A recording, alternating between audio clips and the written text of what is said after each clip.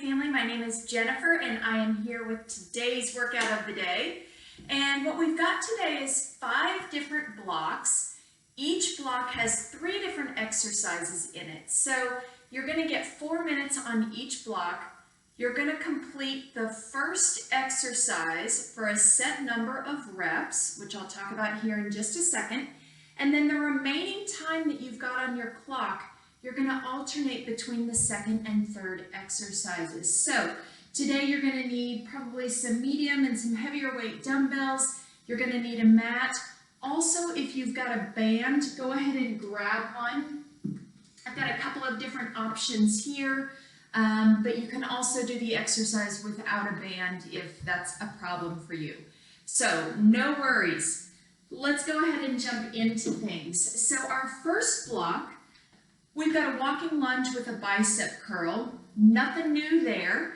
I want you to take your dumbbells out to your driveway, your backyard. You can make a couple of laps around your basement, whatever works for you. But here's what we've got. Walking lunge with a bicep curl. So alternating your lunges with a bicep curl at the top. Those lunges, I want nice big steps with 90-degree angles in those knees. So once you complete 2 laps of that, whatever that looks like for you, you're going to alternate between torso rotations and alternating V-legs. So go ahead and grab a heavier dumbbell for those torso rotations. We're going to come down to our mat. I want you to dig those heels into the floor, and I want you to sit back until you feel those abdominals engage. Then we're going to take that dumbbell, we're going to keep it close to our chest, alternating side to side. So you've got 10 total, and then you're going to go into your alternating V-leg. So get rid of that dumbbell. You're coming down flat on your back. Hands and toes are meeting in the middle and alternating. So you've got 10 of these. What happens when you're done with this alternating V-leg? You're going back to those torso rotations and then back to those V-legs. So you're just going to keep alternating those 2 exercises until your 4 minutes are up. All right? Moving on to block number 2. So we've got push-ups to a dumbbell row to a side plank. 20 of those. So let's take a look. So I'm going to go ahead and grab my medium weight dumbbells for this one. You're going to place them on your mat. You're going to start out with a push-up, so either knees or toes, your choice. So push up to a row, to a row. Now release those dumbbells to a side plank, to a side plank. Back to the center, push up, row, row, side plank, side plank. So you've got 20 of those. Then we're alternating between a side plank with an elbow to the floor and a side plank with a crunch. So, as you can tell, we're really going to get those obliques here. All right, side plank, elbow to the floor. So planking either on your feet or you can drop that lower leg, whichever works best for you. Fingertips are lightly on the back of your head, bringing that elbow down to the floor and back up. So you've got 10 on each side. Then you've got that side plank with the oblique. So we're coming back to this same position. Knee and elbow meet in the center.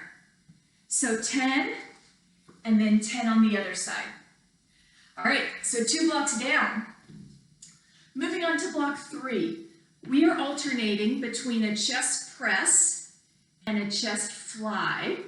Then we've got our abs, our core section, so we've got penguins, and we've got toes and fingertips. So let's go ahead. We're coming back down to the floor. So you've got 30 alternating Chest press at the top. Turn that grip so those hands are facing each other, and you're going to come to a wide fly to a press.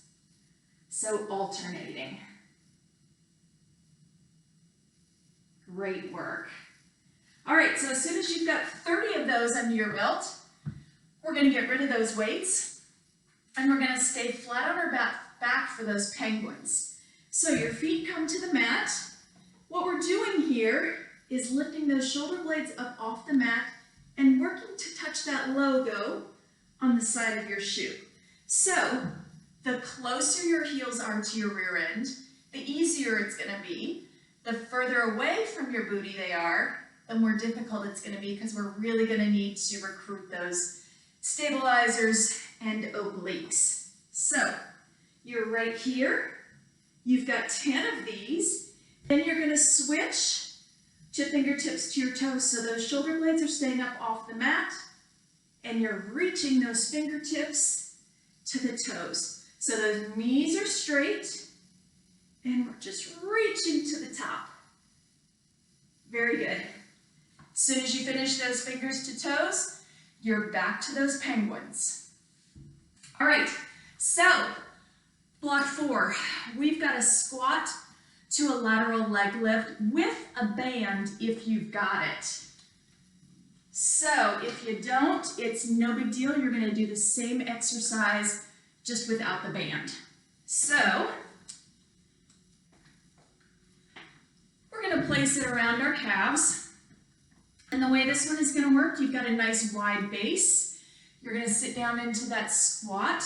You're coming up to the top, lateral lift, back to a squat, lateral lift. So squat, lift, squat, lift. We've got 20 of those.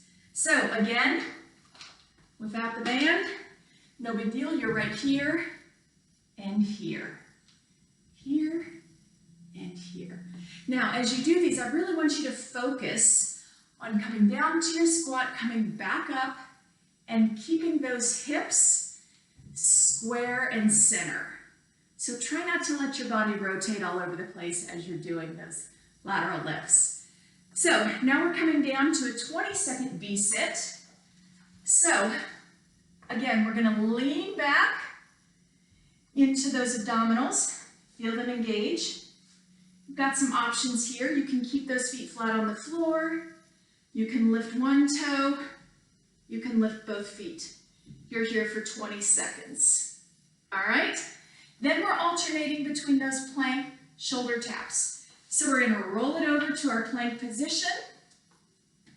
And those hands are coming up to our opposite shoulder and planking. So you've got 10 of these.